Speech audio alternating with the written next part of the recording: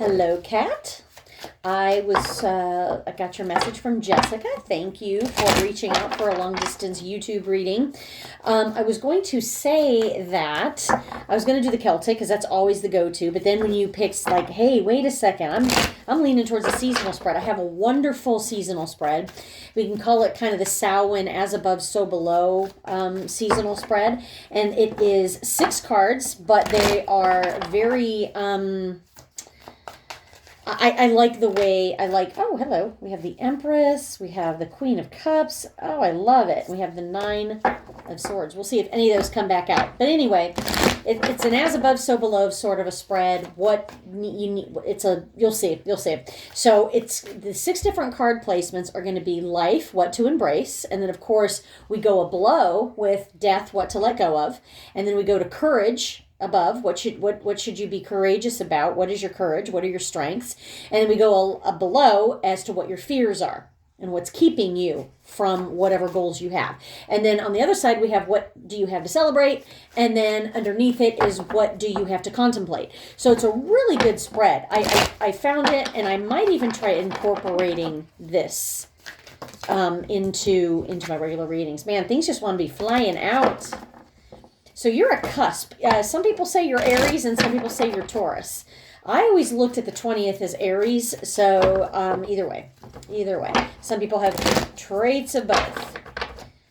All right, so I'm going to cut the deck, and then we are going to begin momentarily. Here we go. As above, so below. There we go. All right, so we're going to do 1, 2, 3, 4, 5, and 6. I'm going to lift up the cards and show you. I don't have a professional camera that I can set up, so I've got to kind of wing it. All right, so the first card placement is life. What to embrace? So I love it. You have the Ace of Cups, Ace of Potions, Ace of Cups. This is my Nightmare Before Christmas Halloween deck. I love this. What to embrace? Love in your life. All the positive love that you have. Embrace new beginnings. Embrace new beginnings emotionally speaking. I think it's a great card. An ace is always good and things to embrace. But sometimes when we look at the Ace of Cups, something has to die in order for things to be reborn. So sometimes the Ace of Cups is a little bit on the side of letting something go in order for something to blossom, letting something die in order for something to be reborn. That is sort of the Ace of Cups. So, but either way, this card is in the placement of what to embrace, and the Ace of Cups is a wonderful thing. Embrace the love in your life. Embrace new beginnings. Embrace change. Okay? So then below we have to go to death, what to let go of. So, we have the 2 of Swords reversed. So, what to let go of, if you look at the 2 of Swords, it is a crossroads card. When the 2 of Swords is reversed, it's still a crossroads card, but it's a card saying that you have more than 2 choices. So this is kind of saying to me, let go of some of this control because you have more choices than you think. It's not black and white. It's not yes or no. You have to let go of some things being black and white. You have to let go and kind of make decisions that there is going to be gray areas. And that might be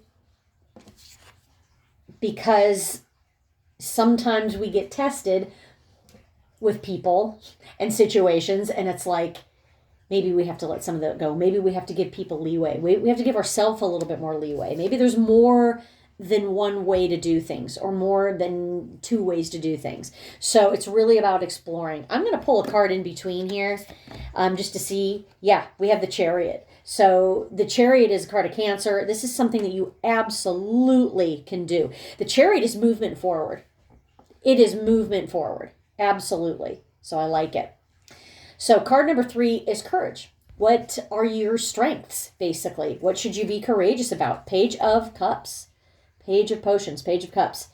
A lot of emotional stuff here for sure. Because the Chariot is also Cancer. And the Ace of Cups along with the Page of Cups is Cancer, Scorpio, Pisces. We are currently in Scorpio season, so there could be some, some darker shadow type things, emotional things that we have to embrace and move on from.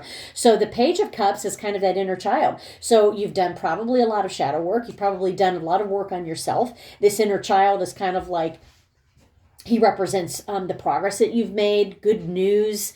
And again, because you have this Ace of Cups and this brand new beginning, the card right next to it is this little Page of Cups, which is about being courageous and about embracing your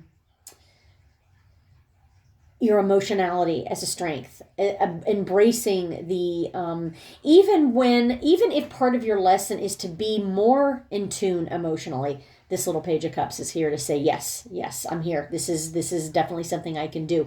Maybe your sign of Aries, or even if you relate more to Taurus, those are more, I'm not saying they're not emotional cards. It's a different sort of emotion.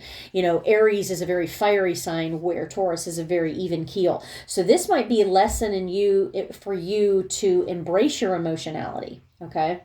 So we're going to see what your fears are. So we look at your fears. We have the Queen of Pentacles reversed. So the Queen of Pentacles reversed is the fear of spinning out of control.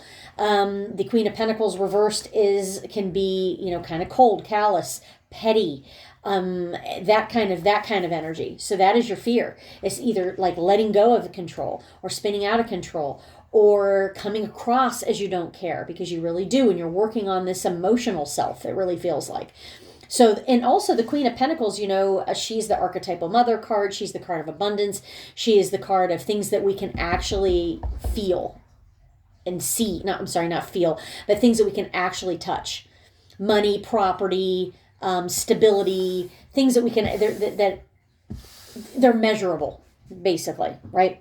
So the Queen of Pentacles reversed, sometimes maybe you're having trouble dealing with some of the heavier emotions that you're feeling, and you're trying to grow. And that's, I think, going to be your challenge throughout the rest of 2024, because, it's spooky season time. We have 2 more months.